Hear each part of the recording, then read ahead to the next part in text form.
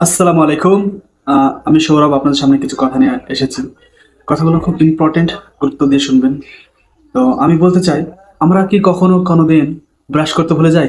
নিশ্চয়ই ভুলি না, তাই না? আচ্ছা, আমরা কি কখনো খেতে ভুলে যাই? না, খেতেও ভুলি না। আমরা খেতেও ভুলি না, ব্রাশ করতেও ভুলি না। এটা আমাদের মাইন্ডসেট হয়ে গেছে যে আমাদেরকে সকালে উঠে ব্রাশ করতেই হবে।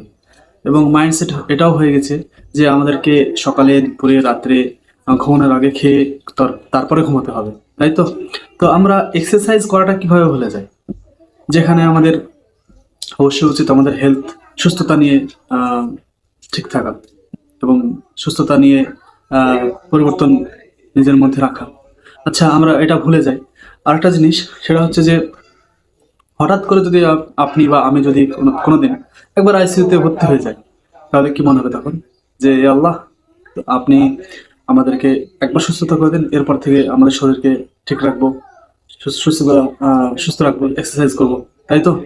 তো আমরা খুব এতটা পরিমাণে বিজি হয়ে গেছি আমাদের লাইফে যে আমাদের হেলথ, সুস্থতাটাকেই আমরা ভুলে গেছি। তো আমি সবার কাছে হাত জোড় করে বলবো যে এই বিশেষ করে ইয়াং যারা আছে তাদেরকে, আমাদের মতো ছেলেদেরকে, যে নিজের লাইফটাকে নিয়ে এতটা বিজি হয়ে যেও না যে নিজের সুস্থতাকে, হেলথটাকে ভুলে যাও। তো এইটুকু বলার ছিল। বেস্ট অফ লাক, সবাই নিজের সুস্থতা, হেলথকে ঠিক রাখবেন, চেষ্টা করবেন। আসসালামু আলাইকুম।